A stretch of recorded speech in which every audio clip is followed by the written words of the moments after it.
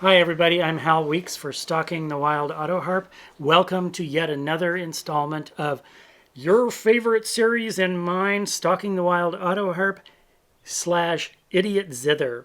And we're calling it Idiot Zither, of course, as I've explained before, because sometimes when I struggle with an instrument that has severe limitations, as does the Autoharp, as do all folk instruments, I feel like an idiot for complaining so much and for struggling so much with the limitations of the instrument.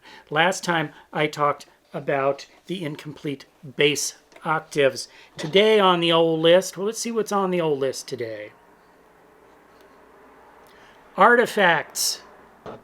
What are artifacts? Well, artifacts are all of those compiled, it's a group term for all of those compiled weird sounds that you hear coming out of your instrument. Like, let's see here.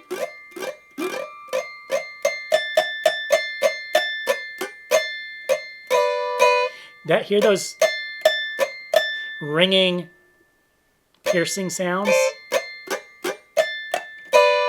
They're there underneath the other notes. Plus, you hear you hear this sound going whenever I strum through. Sometimes you hear rattles or buzzes. These are artifacts. They are part and parcel of the sound of the instrument, and there's more of them the more chord bars you load on. If you have a diatonic autoharp that plays in one key, you might only have 5 or 6 chord bars on your instrument. And you can run those right through a region on the autoharp where you have less of those harmonics, you have less to deal with, and you can have a more pure, pristine sound. But power of limits, folks. You limit, you give up more chords, and you get a more pure sound that is very specialized to that one key in that one instrument. So, power of limits. The more severe the limitations, the more beautiful the organism. This is a natural thing that goes on in nature. And the power of limits says so. So, I'm sorry, what were we talking about? Artifacts! That's right, artifacts! What are artifacts? Artifacts are all those weird sounds combined together to make what I call, I'm going to give it a positive spin, folks.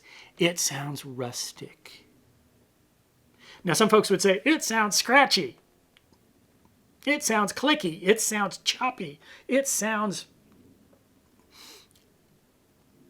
rustic.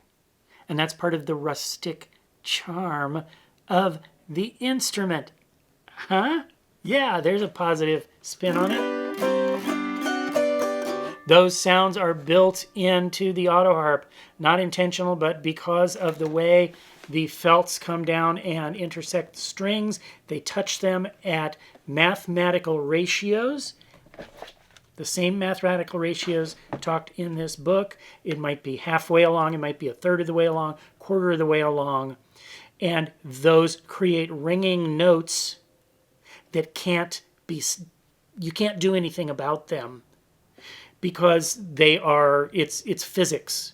It's mathematical laws, and you can't do anything about that except move the chord bars around, and you can't do that while you're playing.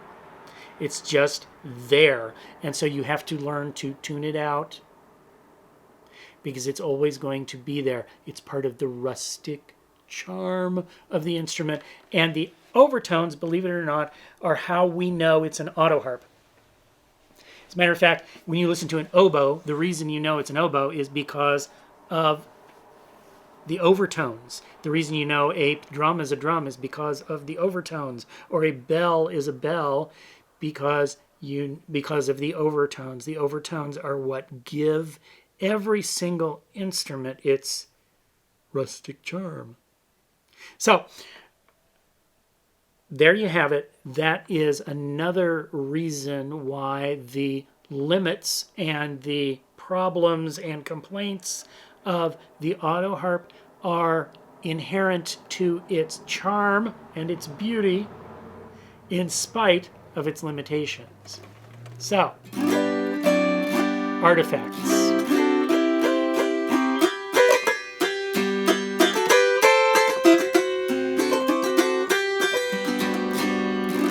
I'm Hal Weeks for Stalking the Wild Autoharp. We'll see you next time. Bye-bye.